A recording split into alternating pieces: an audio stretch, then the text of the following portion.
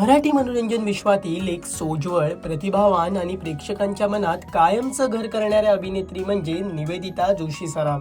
गेल्या अनेक दशकांपासून नाटक, मालिका आणि चित्रपटांच्या माध्यमातून वैविध्यपूर्ण भूमिका साकारत त्या प्रेक्षकांचं निखळ मनोरंजन करत आहेत. पण अभिनयाचा हा प्रवास नेमका सुरू कसा झाला? निवेदिता सराफ यांना अभिनयाची गोडी कशी लागली आणि कोणता तो प्रसंग होता ज्याने त्यांच्या आयुष्याला वेगळं वळण दिलं, याबाबत स्वतः निवेदिता अशोक सराफ यांनी लोकमत फिल्मीच्या नो फिल्टर कार्यक्रमात सांगितलं आहे.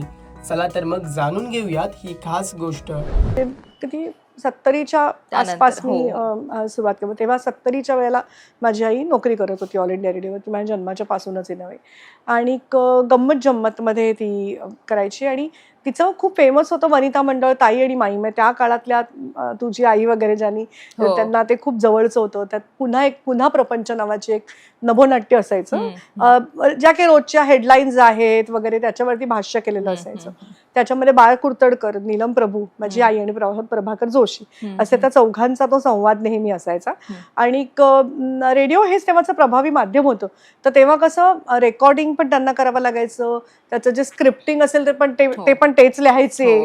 म्हणजे सगळं ते कोणी रेडी काही त्यांना देत नव्हतं आणि सगळं त्यांनाच करावं लागायचं. एडिट करून त्या टेप्स करून द्यावं लागायचं. हे माहिती अशासाठी की मला आईने कधी ना असं पाळणं घरात ठेवलं नाही.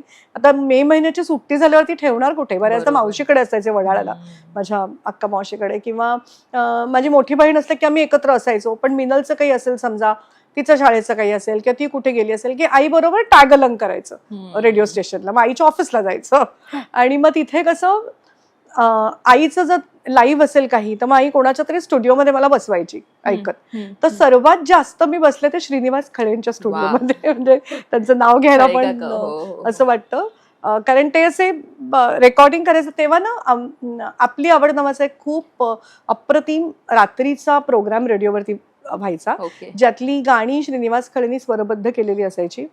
लिहिलेलं असायचं, बऱ्याचदा काव्य असायचं मंगेश पाडगावकर किंवा पी सावळाराम यांचं.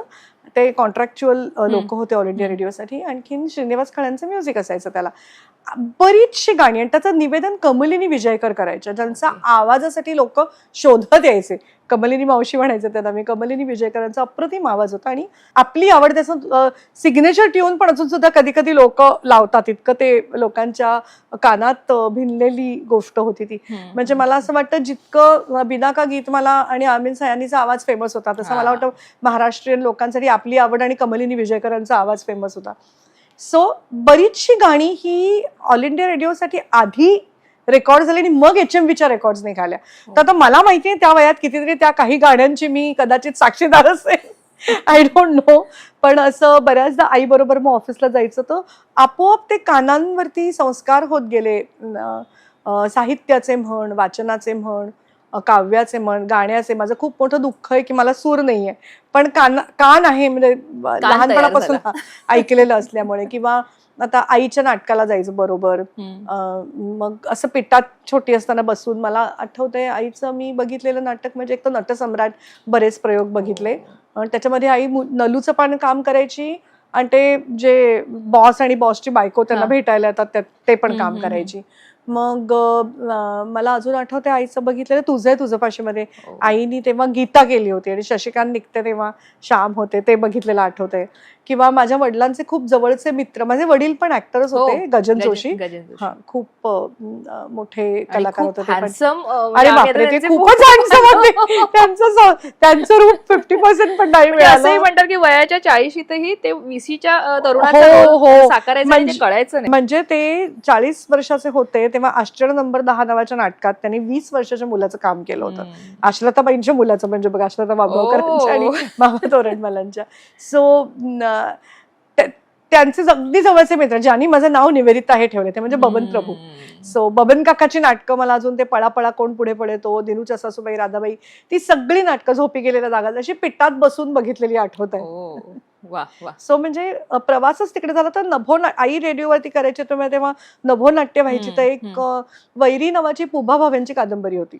म्हणजे छोटा भावंड जन्माला आल्यावरती मोठ्या भावाला ते कसं वैरी वाटतं अशा प्रकारचं ते म्हणजे लाड आधीचे होणार नंतरचे केले गेलेले लाड अशा संबंध ह्याच्यावरती ते नाटक होतं. त्यात त्या मुलाचा भूमिका मी केली होती.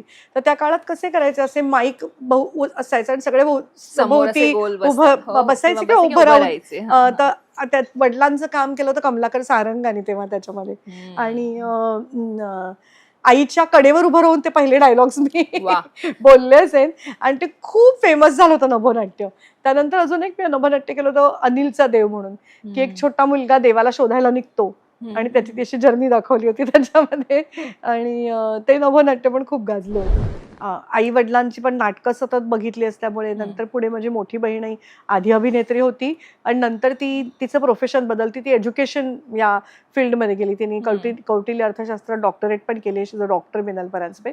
पण तिने पण बरीच नाटकं केली होती. म्हणजे मला आईच्या बरोबर रिहर्सलला, आई म्हणजे थिएटर पण करायची ना, तर आईच्या बरोबर रिहर्सलला जाऊन बघितलेलं म्हणजे रिहर्सल आठवते त्यामुळे जास्वंदी नाटकाच्या विजयाबाईंच्या घरी, विजयाबाई मेहतांच्या घरी. हा, साई परांजपेंचं लेखन होतं त्या नाटकाचं, विजयाबाईंचं दिग्दर्शन होतं आणि त्यांच्या घरी त्याच्या रिहर्सल्स व्हायच्या. त्याच्यात त्या 2 बोक्यांची कामं दिलीप कोल्हटकर आणि सुरेश भागवतांनी केली होती.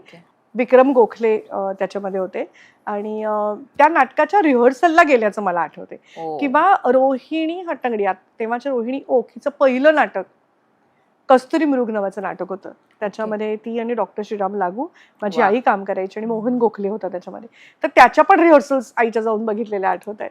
सो असे बरेच लहानपणीच्या आठवणी आहेत. आणि त्यानंतर मी जेव्हा काम केलं पहिलं चाइल्ड आर्टिस्ट म्हणून, ते नाटक म्हणजे हे बंध रेशमाचे, जे रणजित देसाईंनी लिहिलेलं नाटक होतं आणि पुरुषोत्तम बाळ त्याचे दिग्दर्शक होते.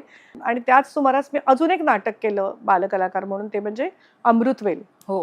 अरुण सरनाईक होते त्याच्यामध्ये. वि स खांडेकरांची कादंबरी होती अमृतवेल, ज्याच्यावरती मधुसूदन कालेलकरांनी त्याचं नाट्य रूपांतर केलं होतं. प्रेक्षको, हा व्हिडिओ तुम्हाला कसा वाटला आणि निवेदिता सराफ यांनी साकारलेली तुमची आवडती भूमिका कोणती हे आम्हाला कमेंट करून नक्की कळवा. आणि मनोरंजन क्षेत्रातील महत्त्वाच्या घडामोडी जाणून घेण्यासाठी लोकमत फिल्मीला सबस्क्राईब करायला विसरू नका. पाहत रहा लोकमत फिल्मी.